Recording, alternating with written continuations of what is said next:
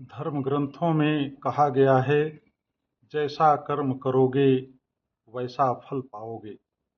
यह केवल एक कहावत नहीं है, बल्कि सृष्टि का अटल नियम है। इंसान अपने जीवन में बहुत कुछ छुपा सकता है, लेकिन एक चीज कभी नहीं छुपा सकता, वह है उसके कर्म। अगर मैं आपसे कहूं, आज जो आपकी जिंदगी में हो रहा है वो किसी और की वजह से नहीं, आपके अपने कर्मों की वजह से, तो आप क्या मानेंगे? मैं आपको एक सच्ची घटना सुनाता हूँ। एक बहुत अमीर आदमी था,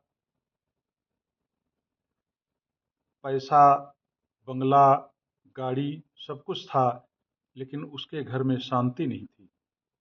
बेटा बात नहीं मानता था, परिवार टूट रहा था।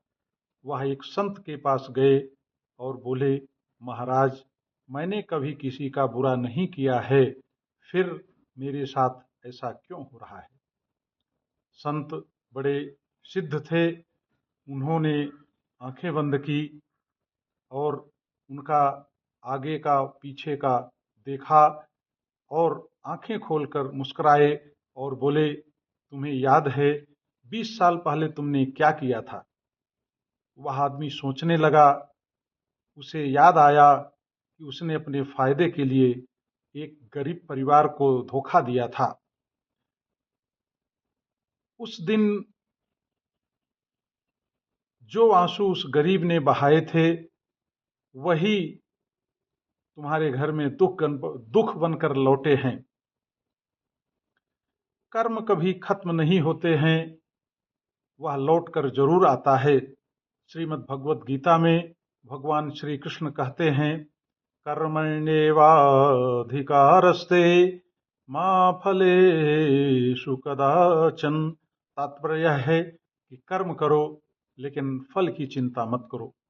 यही बात रामचरितमानस में गोस्वामी तुलसीदास जी ने भी लिखा है कि कर्म प्रधान विश्व करि राखा, जो जस करहीं तो तस फल चाखा।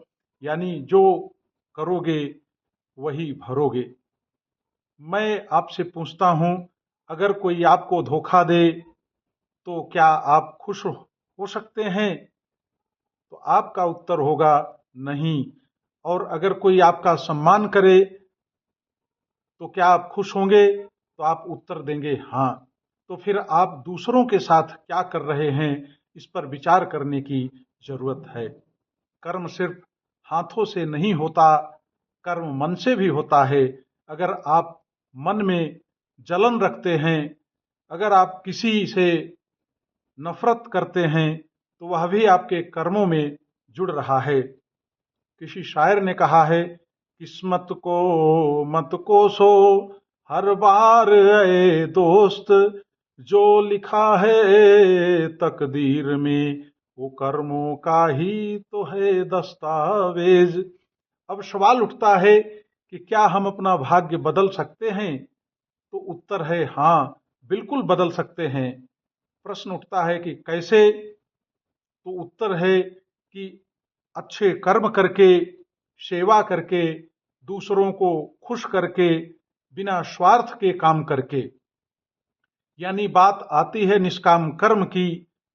जब हम आप कर्म करते हैं बिना किसी लालच के, बिना किसी अहंकार के, तब वही कर्म योग बन जाता है और वही आपको ईश्वर के करीब ले जाता है। आज आप एक संकल्प जरूर लीजिए कि मैं अपने कर्म सुधारूंगा, मैं किसी का बुरा नहीं करूंगा, मैं हर दिन कुछ अच्छा करूंगा। जीवन एक आईना है, जो आप देंगे वही लौट कर आएगा। धर्म ग्रंथ कहते हैं, हर कर्म का फल निश्चित है, लेकिन उसका समय निश्चित नहीं होता। जैसे बीज बोने के बाद फल आने में समय लगता है, वैसे ही अच्छे कर्मों का फल भी सही समय पर ही मिलता है। महाभारत में कौरवों ने अधर्म के कर्म किए और पांडवों ने धर्म का मार्ग अपनाया। अंत में परिणाम आप सबको पता है, अधर्म हार गया और धर्म की विजय हुई। इससे यह सिद्ध होता है कि कर्म का फल देर से मिल सकता है लेकिन कभी गलत नहीं हो सकता है।